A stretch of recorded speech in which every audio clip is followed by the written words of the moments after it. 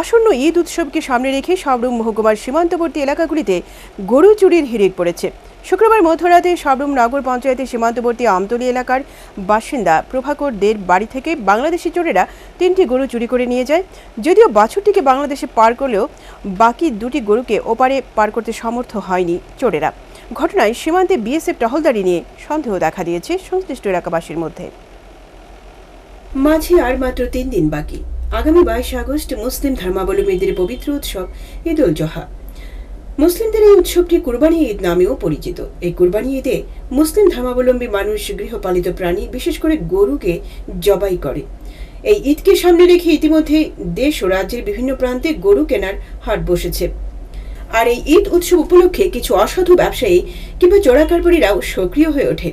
রাতের অন্ধকারে বিশেষ করে সীমান্তবর্তী এলাকাগুলিতে অবস্থিত বাসিন্দাদের রুটি রুজির সহায় সম্বল গৃহপালিত গরুগুলিকে উজাড় করে নিয়ে যায় ওইসব চোরা কারবারিরা। কখনো বা সীমান্তের ওপারের বাংলাদেশি চোরেরা, কখনো বা এদেশের কিছু চোরা কারবারি ওই সমস্ত গরু চুরি কাণ্ডগুলি সংঘটিত করে। সাবরুম নগর পঞ্চায়েতের সীমান্তবর্তী এলাকা আমতলীতে বর্তমানে চলছে গরু চুরির হিড়িক। শুক্রবার রাতেও এমন এক ঘটনা ঘটল আমতলীর বাসিন্দা প্রভাকরদের বাড়িতে। বাড়ি থেকে 3টি গরু চুরি হয়। যদিও 2টি গরুকে বাংলাদেশে পাচার করতে ব্যর্থ হয় গরুর মালিক, পরবর্তী সময়ে 2টি গরুকে সীমান্তবর্তী জঙ্গল থেকে উদ্ধার করেন। গরুর মালিক প্রভাকর বাবু জানান, এদিন রাত আনুমানিক 2টা নাগাদ বাংলাদেশ থেকে আসা চোরের দল তার বাড়ির গোয়ালঘর থেকে 2টি গাই গরু এবং একটি বাছুর চুরি করে বাংলাদেশে পাচার করার সময় এদিন 2টি গাই গরু বড় হয় হয়তোবা পাচার করতে সুবিধে পায়নি। বড় 2টিকে পরে পাচার করার উদ্দেশ্যে সীমান্তবর্তী জঙ্গলে রেখে বাছুরটি নিয়ে চলে যায়। শনিবার সকালে ঘুম থেকে উঠে গোয়াল ঘরে গরুগুলি দেখতে না পেয়ে সেই আশঙ্কা করে। তড়িঘড়ি তার বাড়ি থেকে মাত্র 100 মিটার দূরে সীমান্তের কাঁটাতার সংলগ্ন এলাকায় গিয়ে খোঁজাখুঁজি করতে শুরু করেন। সেখানে গিয়ে তিনি জঙ্গলের মধ্যে বড় 2 গাই গরুর সন্ধান পেলেও বাছুরটির সন্ধান পাননি। তিনি জানান, তার বাড়ি সংলগ্ন সীমান্ত এলাকায় প্রায় 100 থেকে 150 মিটার রাস্তা কাঁটাতারবিহীন। বাংলাদেশি চোরেরা সহজে ওই ফাঁকা জায়গা দিয়ে গরুগুলি অনায়াসে বাংলাদেশে পাচার করে নিয়ে যায়। এতে সম্ভবত বিএসএফ টহলের আঁচ করতে পেরে 3টি গরুকে নিয়ে যেতে পারেনি, শুধুমাত্র বাছুরটিকে নিয়ে চলে যায়।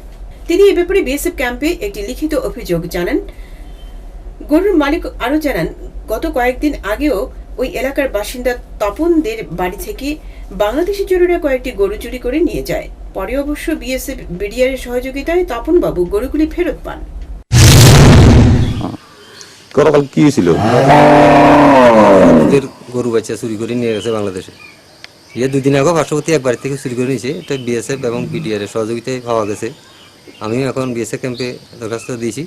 এখন তারা আলাপ আলোচনা কি হয়। এই কালকে রাতে কটা নাগাদ নিয়েছে? 2টা আনুমানিক 2টা। বৃষ্টির মাঝেই লিয়ে গেছে 2টার সময়। আপনার কটা গরু আছিল? গরু আছিল 3টা, এর মধ্যে একটা লিয়ে গেছে দুধের, আর 2টা গরু ছাড়া দিয়েছে। এটা পরবর্তী সময় টিলার মধ্যে পাওয়া গেছে। এই 2টা গরু নিতে চাইছিল কিন্তু তারা চেষ্টা করছিল, নিতে পারে নাই। ওগুলা দৌড়াইয়া টিলা গরু উঠতে গেছে। তো এই ব্যাপারে বিএসএফকে জানানো হয়েছে। বিএসএফ ক্যাম্পে গেছি, আমি দরখাস্ত দিয়েছি। তারা ফ্ল্যাগ মিটিং করবে, ফ্ল্যাগ মিটিংয়ের মাধ্যমে সিদ্ধান্ত কি হবে পরবর্তী সময় জানাবে গেছে। আমার আপনার বাড়ি থেকে ফেনী নদীর দূরত্ব কত দূর?